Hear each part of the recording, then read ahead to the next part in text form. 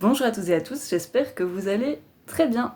Aujourd'hui, j'ai envie de parler un petit peu, ou peut-être plus qu'un petit peu, du carnet d'une écrivaine de Sophie Astrabi.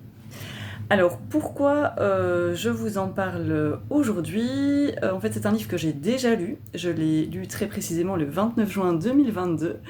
C'était un petit peu après sa sortie. Je l'ai relu ici aujourd'hui dans le cadre du Birthday Books Challenge organisé par Katia. Donc, c'est Lire une fois sur Instagram, le compte Lire une fois. Et donc Sophie Astrabi étant née le 14 avril 1988 et qu'on est au mois d'avril, et bien voilà, j'ai choisi de relire donc ce livre-là, qui en plus est peut-être moins connu que ses romans, puisque vous le voyez ici à l'arrière, il n'y a pas de code barre.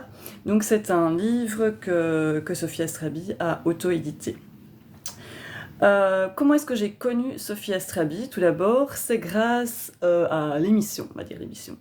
Instagram, en tout cas le rendez-vous qu'il y avait à un moment hebdomadaire tous les mardis sur le compte Insta de Marie Vareille. Marie Vareille qui est mon autrice favorite, mon idole. Et donc elle faisait l'écrivain du mardi où elle interviewait une autrice ou un auteur. Et donc il y a eu entre autres l'interview de Sophie Astrabi. Et cette interview m'a tellement plu qu'après j'ai eu envie d'en savoir plus sur elle. Je me suis abonnée à sa page Insta, je l'ai un petit peu suivie, et donc quand elle a lancé la sortie, la vente en édition limitée à ce moment-là, je ne sais pas si maintenant on peut le trouver partout ou pas, j'avoue que j'ai pas investigué.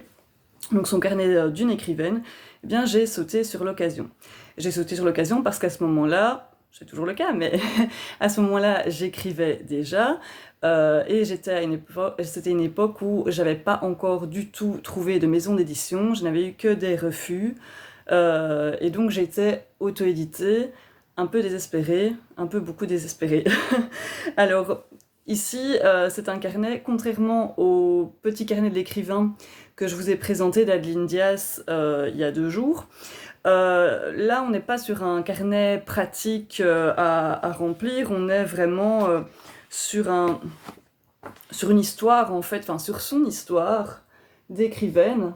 Alors, j'en profite pour vous montrer un petit peu une des illustrations que j'adore avec le Rubik's Cube.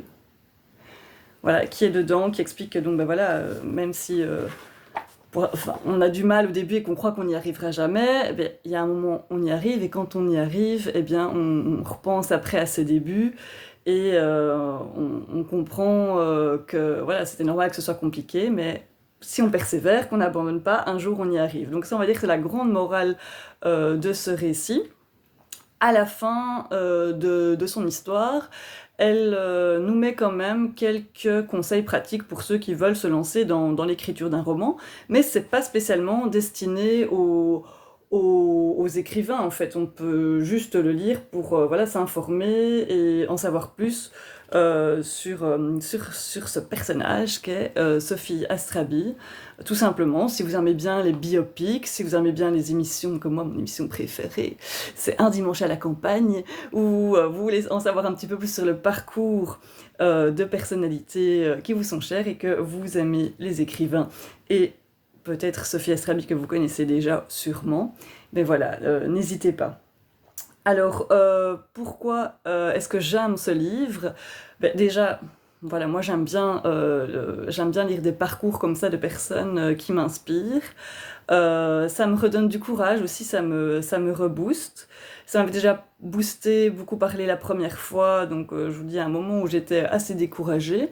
Alors ici, bah voilà, on est 3 ans plus tard, j'ai évolué, ça c'est sûr, j'ai bien avancé, ça n'empêche que j'ai quand même aussi mes moments de découragement, et ça fait toujours du bien de se replonger là-dedans.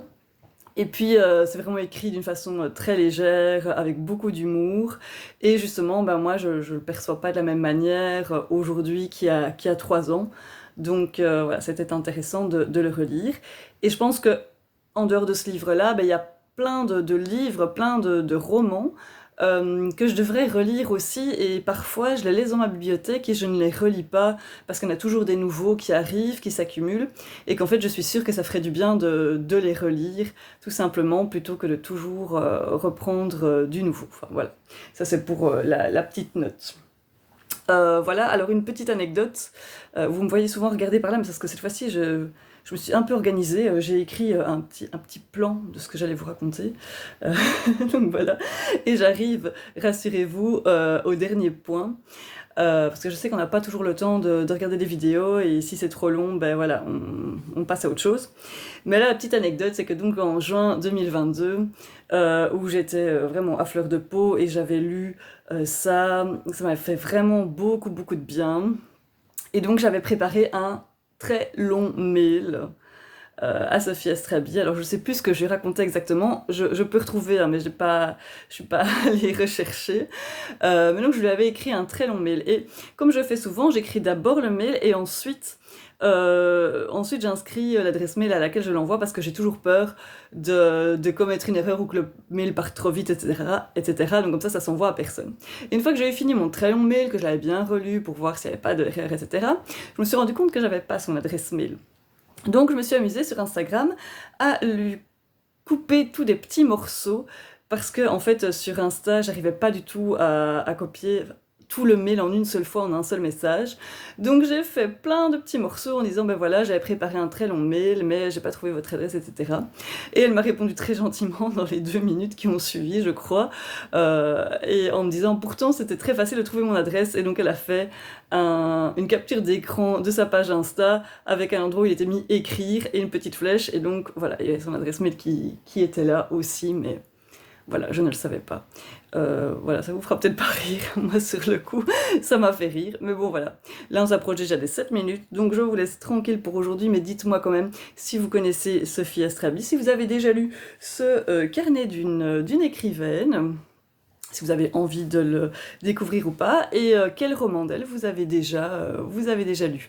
N'hésitez pas aussi à me faire tout autre commentaire et à partager cette vidéo si elle vous a plu, aussi de mettre un petit pouce, comme ça il paraît que c'est comme ça qu'on doit faire. Voilà, je vous fais des bises et je vous dis à bientôt.